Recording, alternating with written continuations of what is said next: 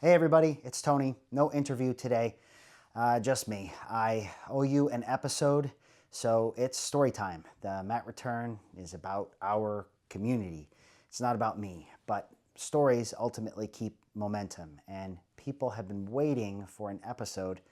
So I'm going to push that boulder a little here, and I'm going to share how I started, why I stayed, and ultimately what changed in our house and in our family because of Jiu-Jitsu. My hope is that something in here helps someone else start or return to the mats. So when I was a kid, there was wrestling. That was it. We did a week of it in phys ed class, and then we moved on from there. So fast forward a few decades later, and I have children, and my son and daughter started training at White Mountain BJJ. And this is when the gym was still at the old gravel pit location. I took them every Thursday, and I watched them have a blast on the mats. I watched them make friends, and I felt the pull of getting out there, but I didn't admit it to anybody at the time. And one afternoon, a parent, now Coach Jamie, he looked at me and he said, "Hey, you look like you're having fun watching. Why don't you try it?" And I said the thing that most people say. I said, yeah, maybe sometime, but then I also said the truth. It looks scary to me. And Jamie did something really smart.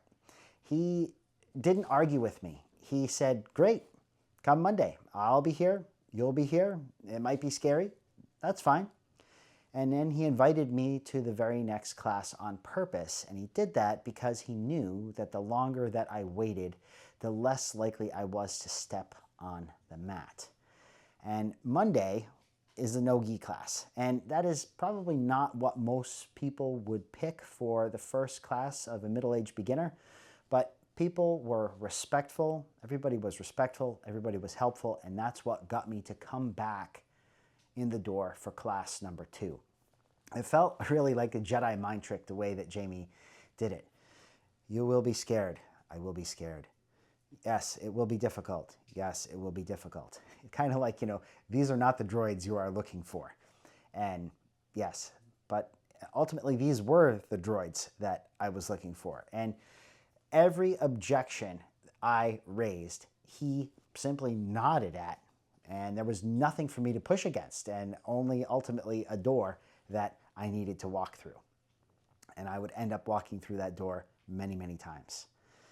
So let's talk for a minute about why class 2 is harder than class 1. I think that this is a really important thing because the first time I showed up, it's a lot. It's not a new room because I've been there with the kids, but it's a new role. And I had sat on those benches many times as a parent, but now stepping onto the mat shifts the whole scene when you do it as a practitioner. And I actually remember the very first time I took the kids there, before I even thought of going, just to take them to class.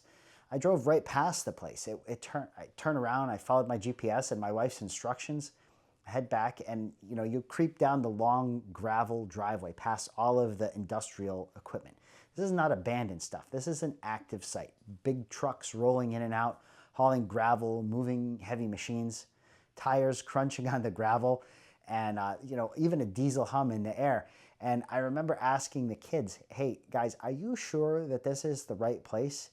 And then we see a little yard sign with White Mountain BJJ on it. And honestly, it felt like the intro to a 80s action movie where the heroes drive into the junkyard looking for the bad guy hideout. I half expected a giant magnet to swing over the car and put us in a rock crusher. And ultimately, there were rock crushers there, but sadly, no magnet. That was drop-off dad. But now I was getting on the mat, which brings us to Monday, my first actual class. Monday was a no-gi class, not, again, what you would really want to pick as a beginner. But everybody was respectful, and that's what got me back in for class number 2. Because you can say you don't know what's going on in class number 1, but class number 2, you know full well what's going on. And people on Wednesdays and Sundays were really patient, and really helpful to me. And ultimately, I'm grateful now that our location is much more welcoming. No mystery yard signs, no industrial obstacle course, and most importantly, no parking lot mud. So Sundays became a ritual at home. I'd come back from early class and my kids would be waiting at the door. They know Frank because, back then Frank was a black belt, a brown belt. He has his black belt now though, but his wife runs the CrossFit in town. And my kids would ask, "Hey, Daddy, did you get beat up by Frank today?" And I would just nod and I'd say, yes, I did. I got beat up by Frank. And I was headed out the door before sunrise, and before they were even awake, sometimes if they were up, they'd call after me and they'd say, "Hey, have fun getting beat up by Frank," or Tom, or Travis, or Jamie, or whoever else happened to be there. And we just kept doing that again and again and again.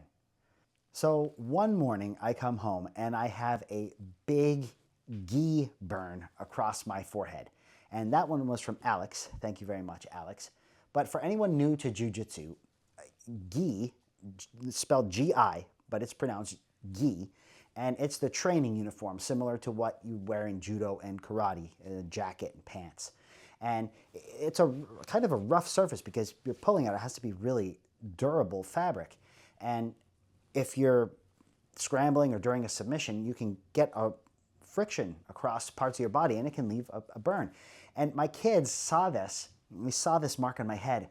Their eyes got wide like that, and they said, "Harry Potter! Dad, it's Harry Potter!" And that little bit of silliness began to normalize the training in our home. They were so excited by that. And ultimately, that's what kept me coming back, is their excitement. So I say I am a slow jiu-jitsu learner. Now, my son is a slow academic learner. He has dyslexia, and what I discovered with him is that slow is not about ability, it's about speed. It's like having a high-end computer, but it's on a dial-up connection, and the machine is powerful, but the bandwidth is ultimately the constraint. For him, dyslexia limits throughput, not capacity, and for me, jiu-jitsu feels kind of the same. I didn't need to be talented to start. What I needed was more reps, more drilling, and to keep the pipeline moving until the link actually speeds up. And that's how jiu-jitsu has changed how I talk to my son about his learning, and it's changed how I think about myself with training. It's kind of fascinating that it took that perspective to give me a different view into what's easy for my son is hard for me, and vice versa.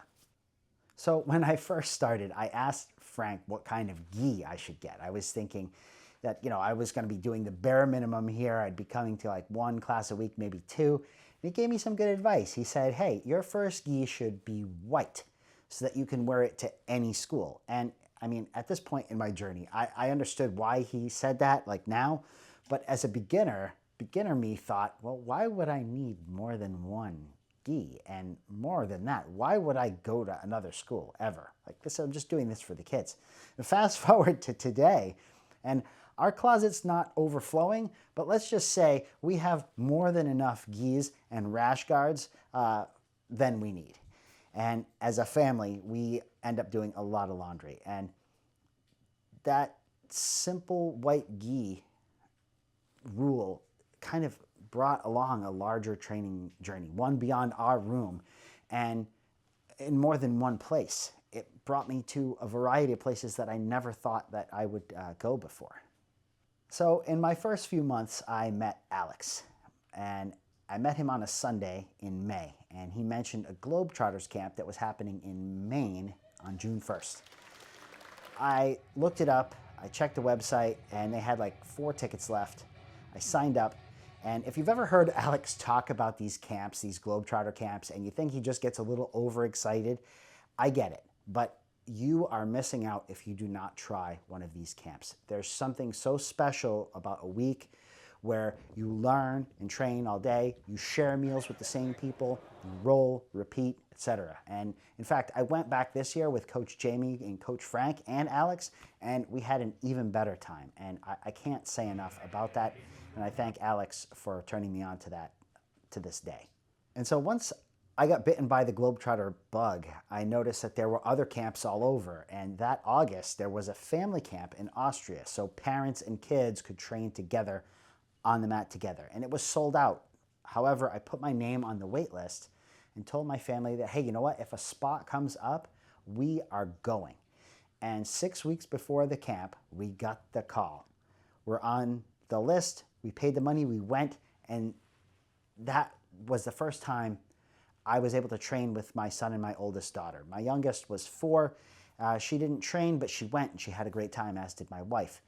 And Austria was just, it was full of families from everywhere. The dining hall sounded like a language app, but with better food. And our kids did jiu-jitsu, they played soccer on the grass, and they ran to the water park that's right next door. And the mats looked close to 50-50, men and women, which is a great split and felt great. But my wife still did not understand why people like rolling around. But what she did like was the change that she saw in me and the kids before I did it. So at mealtime, she started asking other women who were there training with their families why they got started. And one woman told a story that really stuck. Last year, that woman had come to camp just to do laundry for the family. But she started training, and when she got home, she looked at my wife and said, you know what? Next year you will be back. You'll be back here. And she didn't mean not only physically back. She meant that my wife would be back as a practitioner, not just to do the laundry. And that was a very interesting, that was a great conversation. But so because that did ultimately happen, my wife started. And my wife started at White Mountain. There was only a Tuesday ladies class. And the truth is, she didn't even want to go to that first class. Full stop, end of story. For the first 3 months, she didn't want to go to any class, but she did. She wanted the change that she had seen in me and in the kids, but she wanted to get it without getting on the mat. And as you all know, that's not going to work. So, however, I know better than to push my wife. Jiu-Jitsu simply can't be forced on somebody. But the kids, they don't have that filter. And they took a more direct approach. And they told her that she needed to go. And she went.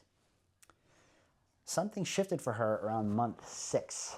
The complaint stopped. And it's been a year now. And I have to say, in the past 2 months, there were a couple cancellations. And she actually was sad. And she complained that class was canceled.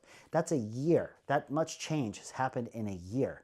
But it matches my own shift. Even now, on a snow day, early on I felt like I was getting a pass. But now, if I miss a class, I feel like I'm missing something. I feel, I still struggle, but I miss it anyway.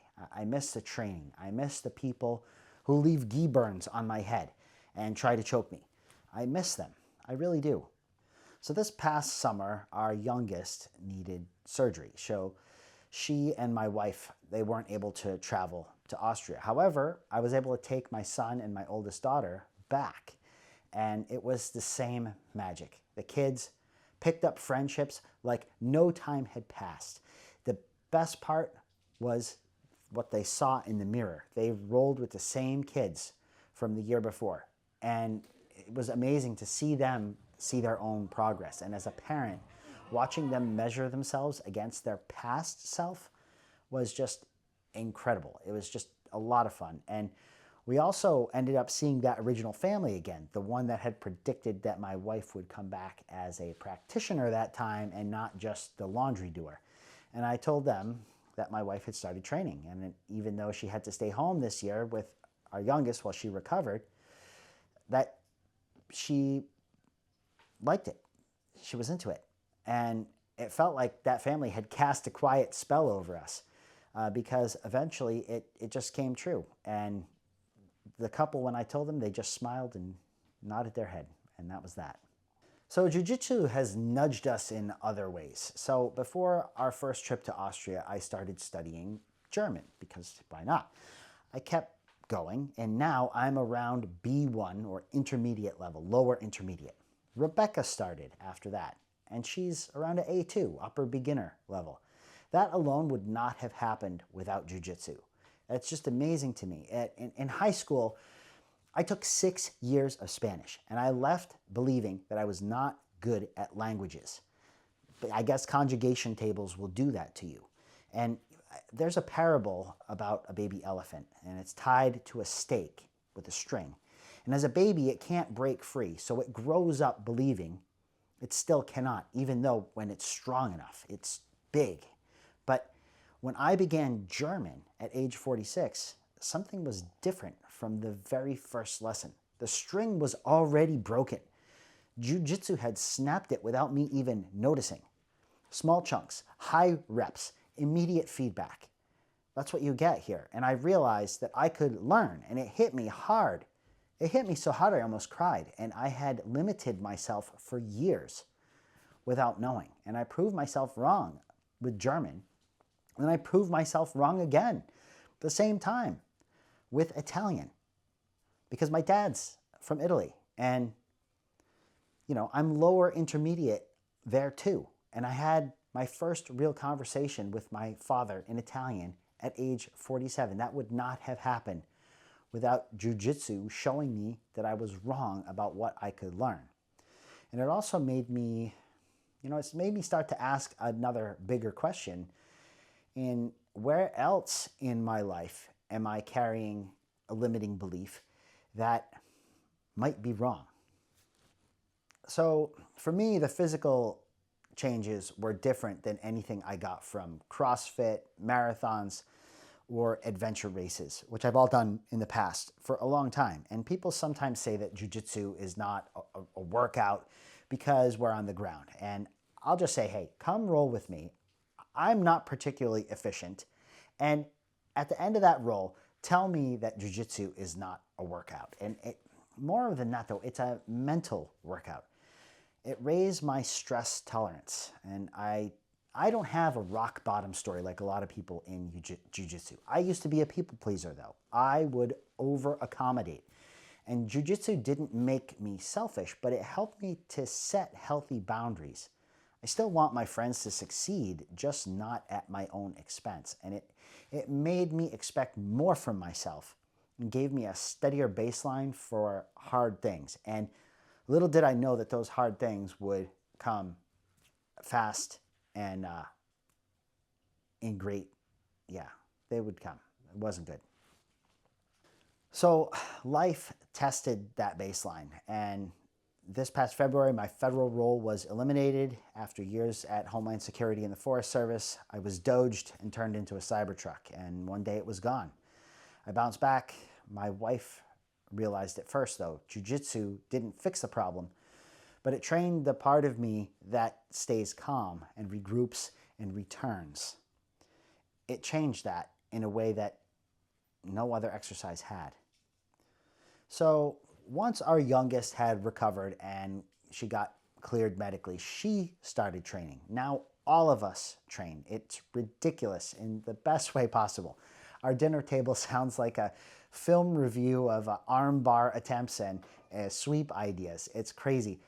Dad, how do you do scissor sweep? Well, let's talk about it. But it also changed my role in this room at White Mountain. Coach Craig asked if Jamie and I could help Coach Bob with the kids class. And that was a big, big shift for me. If I coast on my own time, if I slack on my own time, that's my choice. But when parents entrust their kids to me, I have to step up. And at Globetrotters, I leaned into the instructor track. So you can't do everything at those Globetrotter camps. There are oftentimes 2 buildings, multiple mats, different sessions that are running in parallel. And so what I did was I picked several classes that focus on how to teach kids and build a kids program. And then I brought those ideas back home here.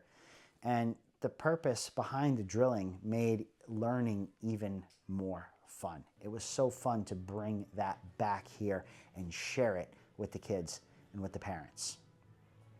Coach Jamie and I and Coach Bob, we teach a little kids class and we teach a big kids class back to back.